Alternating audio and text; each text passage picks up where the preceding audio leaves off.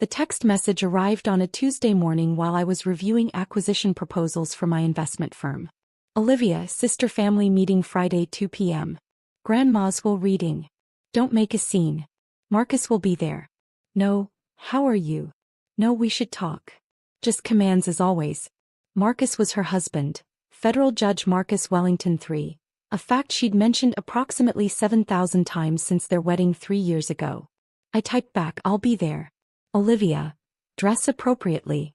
This is a legal proceeding. I stared at my phone. I was 32 years old, owned a $47 million private equity firm, and sat on 4 corporate boards.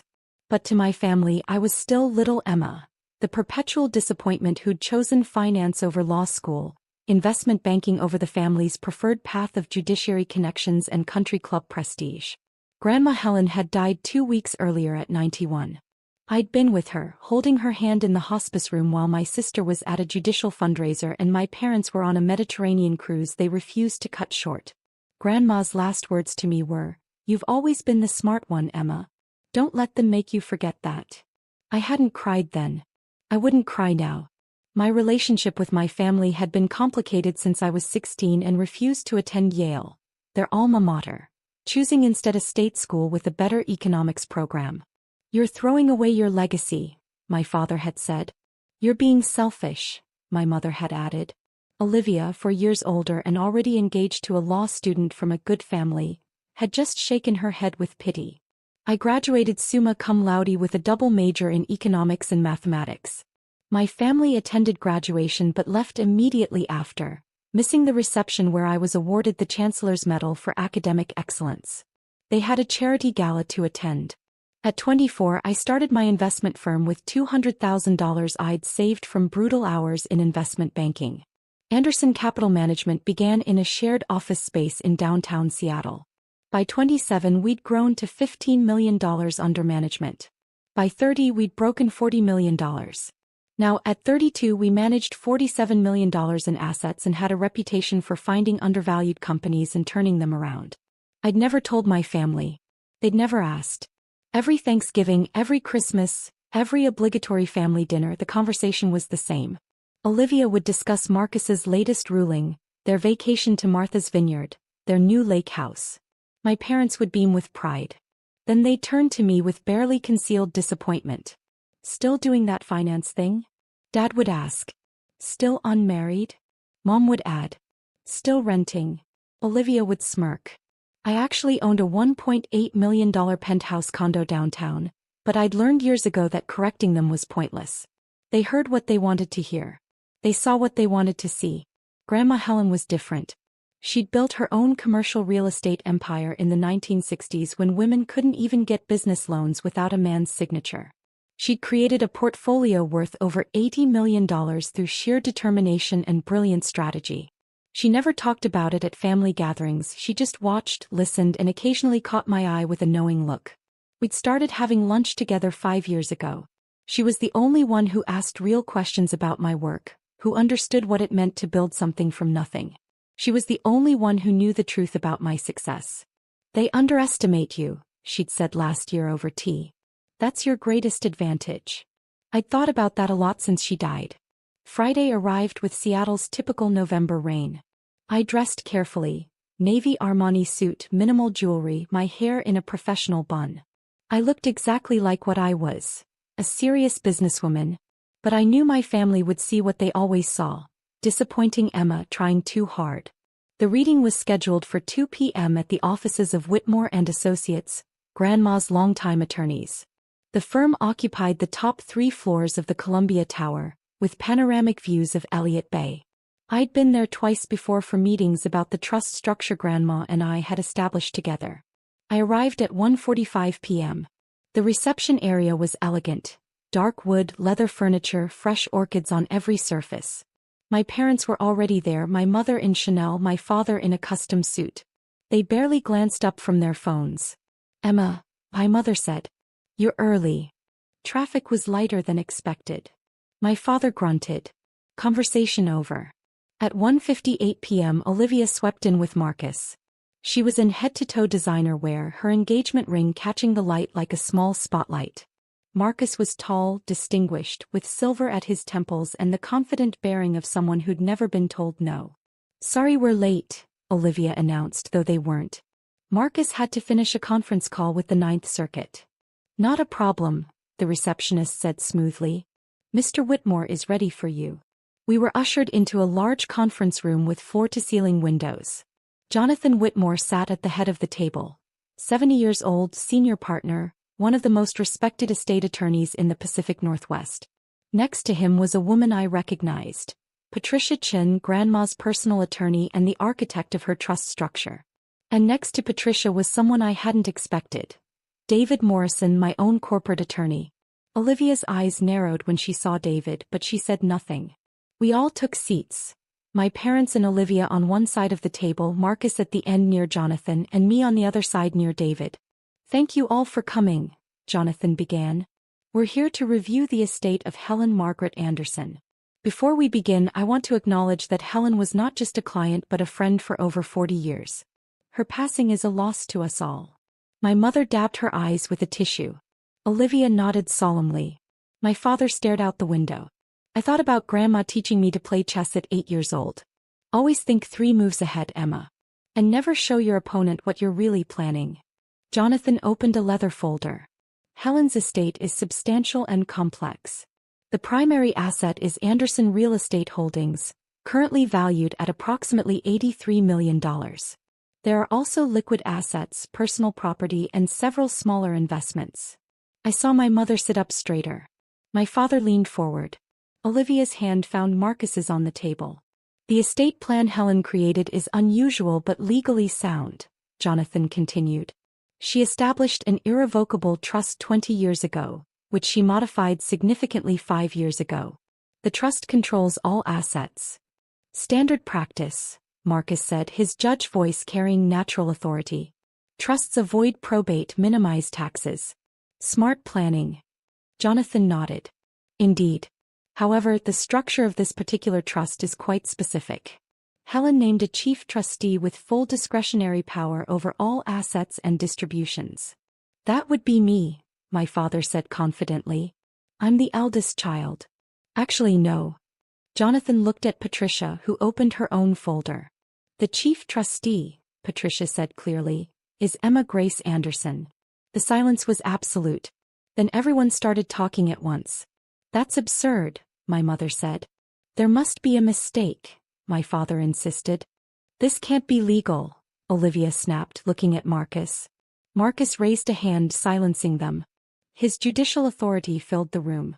"With all due respect, Emma is 32 years old and, as I understand it, works in an entry-level finance position. Surely this represents a conflict of interest or demonstrates questionable judgment on Helen's part." David Morrison cleared his throat. "I'm David Morrison, Ms. Anderson's corporate counsel. For the record, Emma is the founder and CEO of Anderson Capital Management, a registered investment advisory firm managing $47 million in assets. She also serves on the boards of 4 companies, 3 of which are publicly traded. She holds a fiduciary designation and has managed complex trusts for multiple clients. She is eminently qualified." My family stared at me like I'd grown a second head. "You said you worked for a finance company," my mother said weakly. "I do," I replied calmly. "I own it." Olivia's face went red. "This is ridiculous. Marcus, tell them this can't stand." But Marcus was looking at me differently now, his judicial mind clearly working. "You're CEO of Anderson Capital Management? The firm that handled the Cascade Tech turnaround?" "Yes." "And you sit on the board of—" He paused, clearly running through mental files. "You're on the Evergreen Medical Board. I saw your name on a filing." "Yes." He sat back and I watched him recalculate everything he thought he knew about me. Patricia continued, her voice professional and precise. "The trust document is explicit. Emma has full authority over asset management, investment decisions and distributions to beneficiaries. The trust provides for annual distributions to Richard and Susan Anderson, that's your parents, of $150,000 each. Olivia, you receive $100,000 annually." "That's it," my mother gasped. "From an $83 million estate?" "The trust prioritizes asset growth and charitable giving," Jonathan explained. However, those distributions are guaranteed for life and inflation adjusted. It's actually quite generous. What about the properties? My father demanded. The commercial buildings? The vacation house in San Juan Islands? All held in trust, Patricia said. Under Emma's management. Olivia stood abruptly. I want to contest this. Marcus, we need to contest this. Marcus's expression was unreadable. On what grounds? On the grounds that it's insane. Olivia's voice rose. She's not qualified. She's never even mentioned having a job that matters. I'm sitting right here, I said quietly. Don't, Olivia snapped. She turned to me, her face contorted with anger. Don't you dare act like you deserve this. You disappeared from this family years ago. You skip holidays you never visit, you barely call. And now you just swoop in and take everything. I didn't take anything, I said, my voice steady. Grandma made these decisions. She modified the trust 5 years ago, after meeting with me extensively about financial planning. She was senile, my mother said desperately. No, Patricia said firmly. I assessed Helen's mental capacity personally, and we had 2 independent physicians evaluate her. She was completely sound. She knew exactly what she was doing. Jonathan pulled out another document. Helen also left personal letters. Emma, this one is for you. He slid an envelope across the table. My name was written on it in Grandma's distinctive handwriting. My hands shook slightly as I opened it. Dearest Emma, if you're reading this, I'm gone and your family is probably having a collective breakdown. Good. They need it. You've spent your entire adult life being underestimated by people who should have celebrated you. I watched them dismiss your achievements, belittle your choices, and treat you like a disappointing afterthought. It broke my heart every single time. I'm making you chief trustee because you're the only one with the wisdom, integrity, and skill to handle this responsibility. But more importantly, I'm doing it because I want them to finally see you. Really see you. You built an empire from nothing while they spent their inheritance and married for prestige. You stayed humble while they bragged. You kept learning while they rested on their credentials. Don't let them bully you. Don't let them make you feel guilty. You earned this through character, not by being born first or by marrying well. Also, there's something they don't know. Something I never told them. Check the trust documents for Anderson Holdings LLC, page 47. I think you'll find it interesting. I love you, sweet girl. Make me proud, which of course you already have. Grandma. I read it twice, my eyes burning. I would not cry in front of them. I would not. What does it say? My father demanded. It's personal. Let me see it. Olivia reached for the letter. I moved it out of reach. No. Patricia was already handing me a thick folder. The complete trust documents. Everything you need is here. I flipped to page 47 of the Anderson Holdings section. What I saw made me stop breathing. Anderson Real Estate Holdings wasn't just a collection of properties. It was the parent company of 16 LLCs, each one owning different commercial properties throughout the Pacific Northwest. And 5 years ago, Grandma had quietly made changes. She transferred partial ownership of 12 of those LLCs to me. Not through the trust. Directly. We'd structured them as gifts under the annual exclusion limit, spread across 5 years. Which meant I personally owned 40% of Anderson Real Estate Holdings, completely outside the trust structure. The trust controlled 60%. I controlled 40%. Together, I effectively controlled everything. Page 47, I said slowly. Property ownership breakdown. David leaned over, saw what I was seeing, and I watched him fight to keep his expression neutral. Marcus, with his sharp legal mind, immediately understood something had changed. What's on page 47? The LLC structures, I said. Grandma was very thorough. Jonathan Whitmore allowed himself a small smile. Indeed she was. Helen restructured her holdings 5 years ago with Emma's assistance. The current arrangement is quite elegant. What does that mean? My mother asked. It means, Patricia said, that even if you contested the trust, which you won't win, Emma still controls a significant portion of the assets independently. Helen ensured that Emma's position is unassailable. The room fell silent again. Olivia sank back into her chair. I don't understand. Why would she do this? Because Emma earned it, Jonathan said simply. Helen watched Emma build her own company from nothing. She recognized talent, determination, and integrity. She chose to reward that. My father's face was red. This is a betrayal. After everything we did for her. You did nothing for her, I said, and my voice came out harder than I intended. She built her empire herself in the 1960s. She survived a husband who tried to steal her company. She outlasted competitors who tried to crush her. She didn't need your help, you needed hers. How dare you, my mother whispered. It's the truth. I looked at each of them. Grandma gave you distributions your entire lives. She paid for your education, your weddings, your house down payments. And you treated her like an obligation. When was the last time any of you visited her?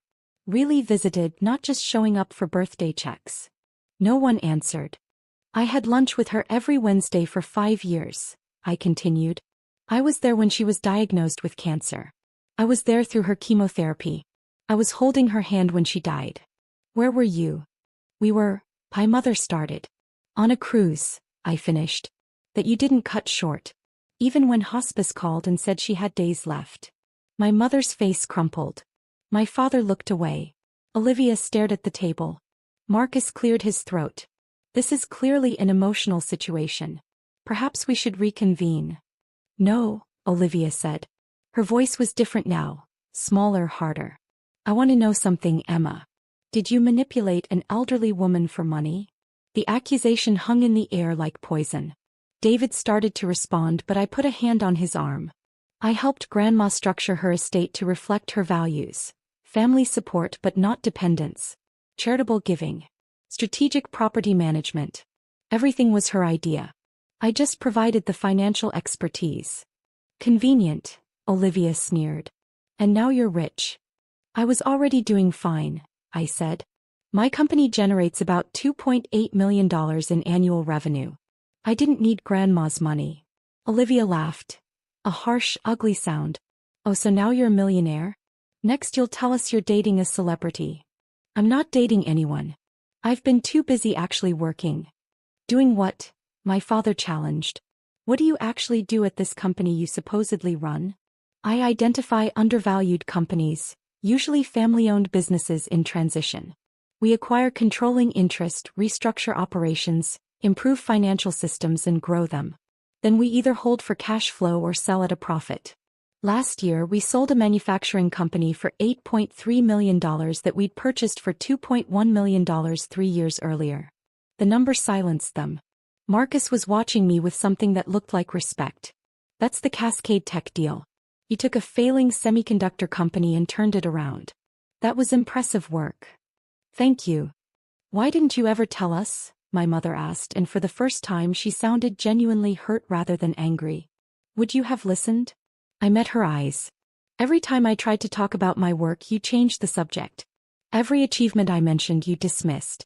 You stopped asking about my life, so I stopped sharing it. Patricia Chin checked her watch. I have another appointment, but before I go, I want to clarify Emma's authority. As chief trustee, she controls all trust assets, makes all investment decisions and determines distribution amounts, within the parameters Helen established. She cannot be removed except for gross negligence or criminal activity, and even then, only by a unanimous vote of the 3 subordinate trustees, which are. She checked her notes, Jonathan Whitmore, myself and David Morrison. 3 people who work for Emma, Olivia said bitterly. 3 people who work for the trust, Patricia corrected. And who have fiduciary duties that supersede any personal relationships. We take those responsibilities seriously. Jonathan stood, signaling the meeting was ending. The annual distribution checks will be issued next month. Emma will schedule quarterly meetings to review trust performance. If you have questions about the trust administration, you can contact her office directly. Her office, my father repeated numbly. Anderson Capital Management, David provided. We're in the Rainier Tower, floor 32. Emma's assistant can schedule appointments. We all stood. My parents moved like sleepwalkers toward the door. Olivia hung back, Marcus beside her. This isn't over, Olivia said quietly. You can't just steal a family legacy. I didn't steal anything, I replied. I was given responsibility by someone who trusted me. That's not theft, That's succession planning. Marcus put a hand on Olivia's arm. We should go. But Olivia pulled away from him, stepping closer to me. You think you're so smart, don't you? With your company and your suit and your important-sounding job. But you're still just little Emma, the family disappointment who couldn't even get into Yale. I didn't want Yale, I said. I wanted to build something real. And I did. You manipulated a dying woman.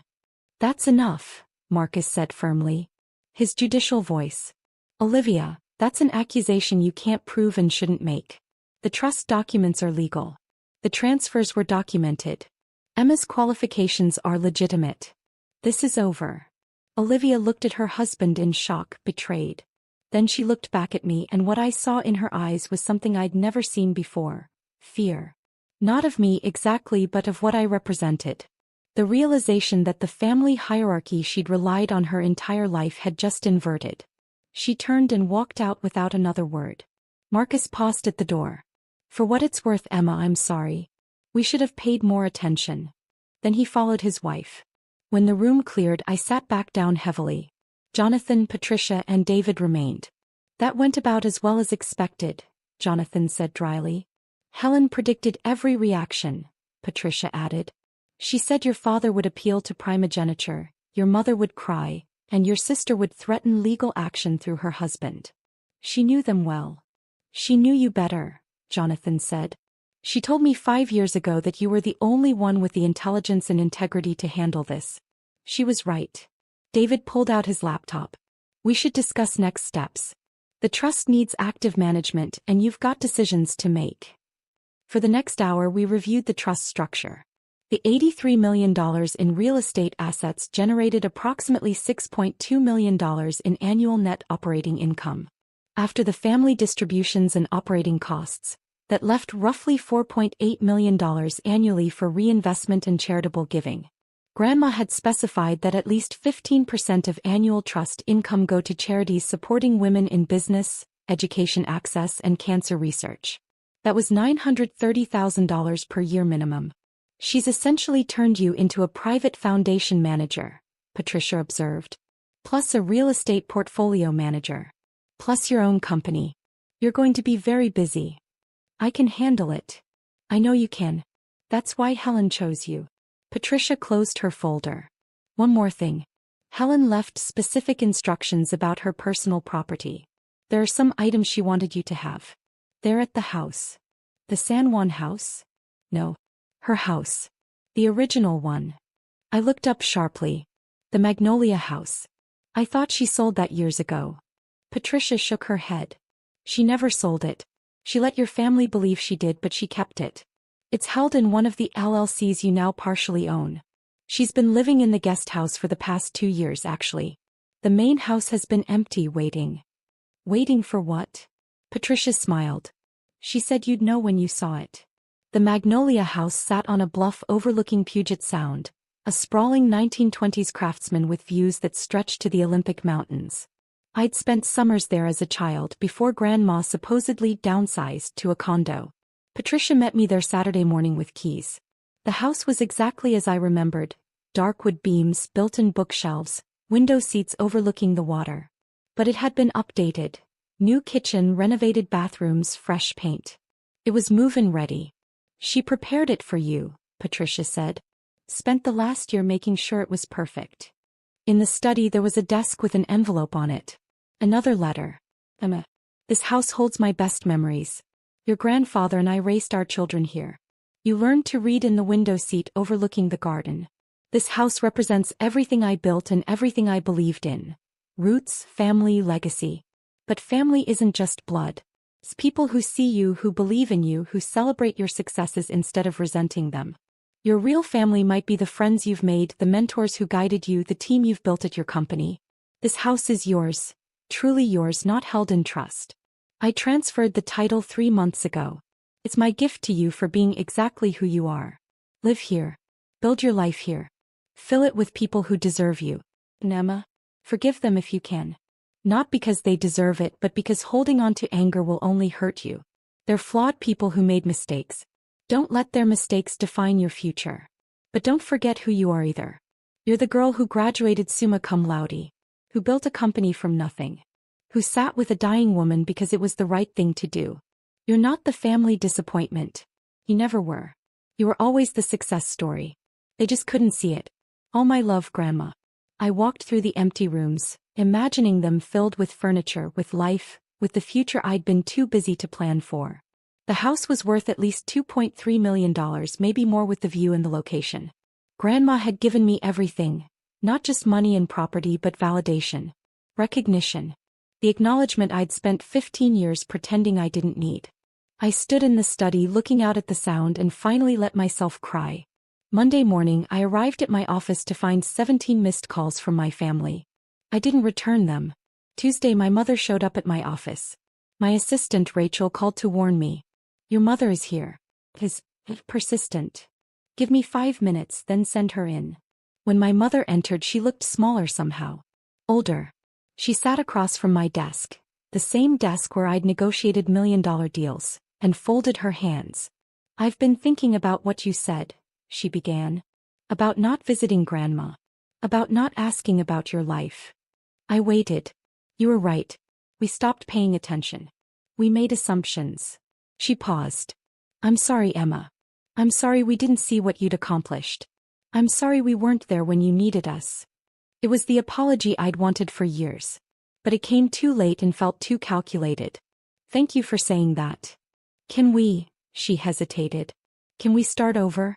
Can we try to be a real family? I don't know, I said honestly. I want to believe that's possible. But it's going to take time.